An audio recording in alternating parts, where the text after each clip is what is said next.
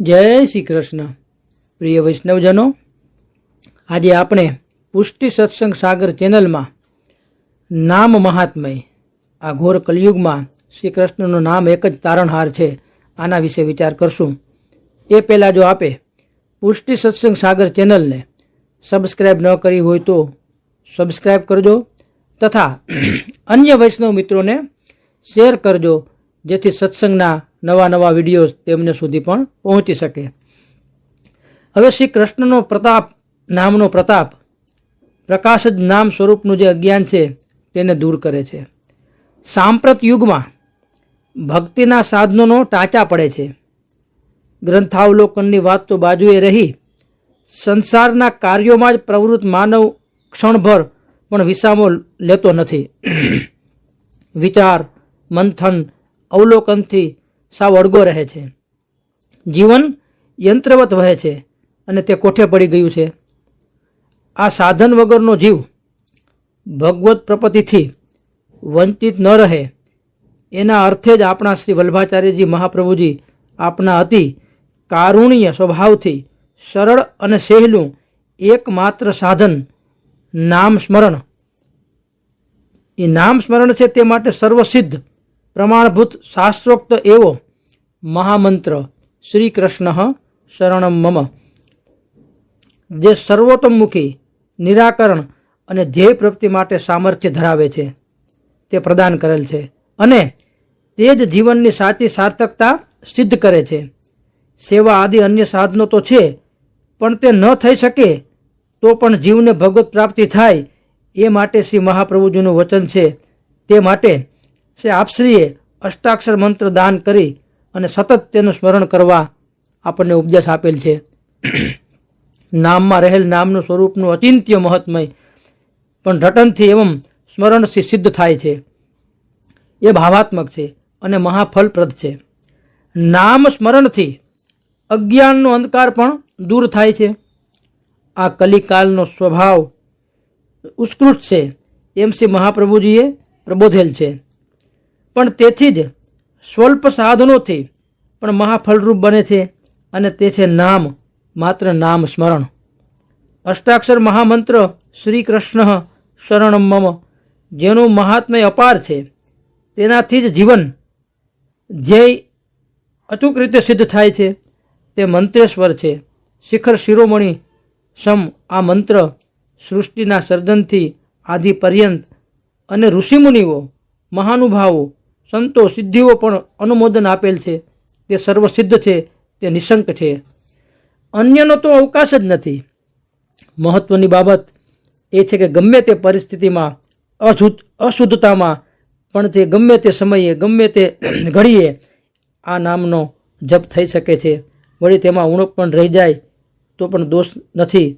આથી સુફલ અને સ્વતંત્ર હોય, વિધિ વિધાન વગર વિના વિલંબે નિશંક ફલપ્રદ અને ફલરૂપ બને છે.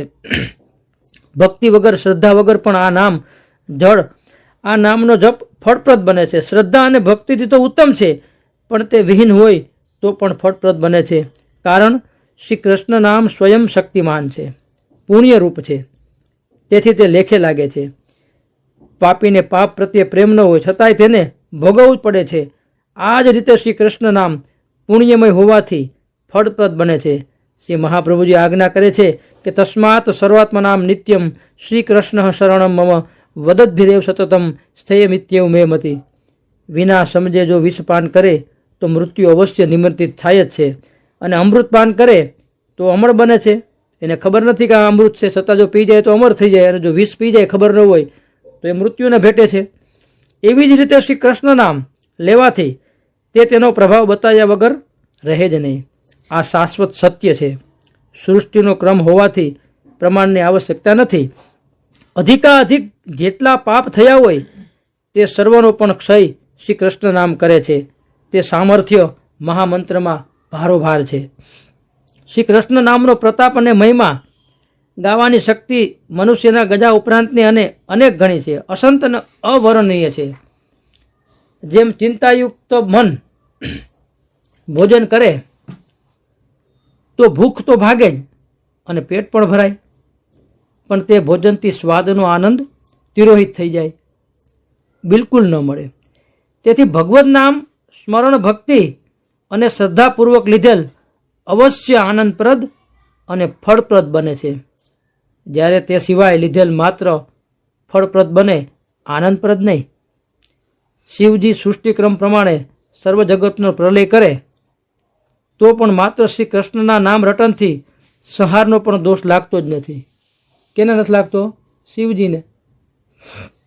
જગન્નાથપુરીમાં સ્વયં પ્રભુએ શાસ્ત્રાર્થ વિશે નિર્ણય આપેલ તે શ્લોકમાં મંત્રોપ્ય કે તસ્ય નામાની યાની શ્રી કૃષ્ણ ચૈતન્ય મહાપ્રભુ વાર્તા પ્રસંગમાં જ્યારે તેમણે કહ્યું કે ભગવદ નામ એકવાર જો લે ને તો પણ કામ થઈ જાય.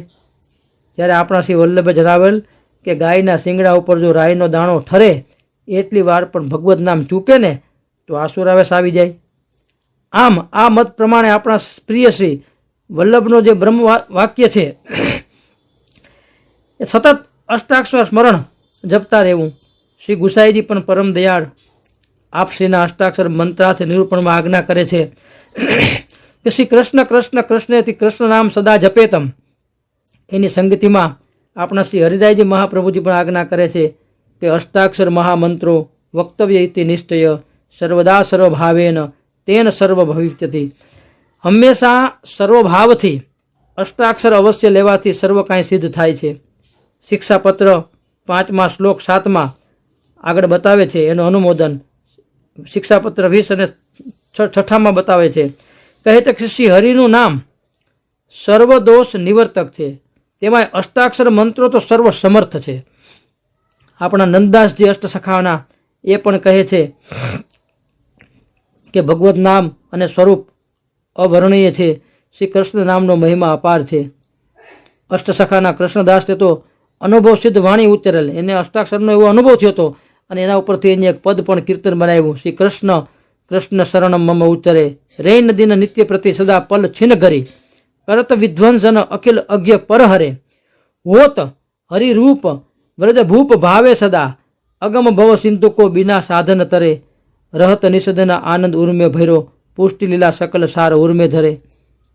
મહાનુભાવ શ્રી કૃષ્ણદાસનો આ અનુભવ સિદ્ધ વાણી શ્રી કૃષ્ણ નામ ઉચ્ચારણ અંગેની છે તો પાપો શોષે છે, અજ્ઞ હરી જાય છે અને પુષ્ટિ લીલા સકલ ઉર્મા હૃદયમાં ધારણ કરે અને ભવ સિંધુ અન્ય સાધન વિના પણ એ તરી જાય છે. શ્રી કૃષ્ણના નામ પરથી પણ એ ભવસાગર પાર કરી જવાય.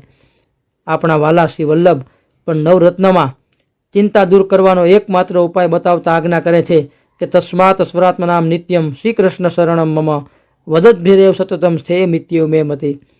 આ સચોટ અને સંપૂર્ણ સત્ય હૃદયમાં રૂઢ થાય એ અર્થે વૈષ્ણવો શ્રી વલ્લભની વાણીને વેદ કરતાં વિશેષ માને છે. શ્રી કૃષ્ણ પૂર્ણ પુરુષોત્તમ પ્રભુની મુખારવિંદની આ વાણી છે. આ શ્રી વલ્લભ પ્રભુના પ્રદાનને અનુમોદન આપતા શ્રી ગુસાઈજી પરમ દયાલ તો આજ્ઞા કરે છે કે તદુક્તમ તાત ચરણે શ્રી કૃષ્ણ શરણમ મમ તત એવાસ્તિ નૈચિંત્યમ મેહિકમ પારલૌકિકે.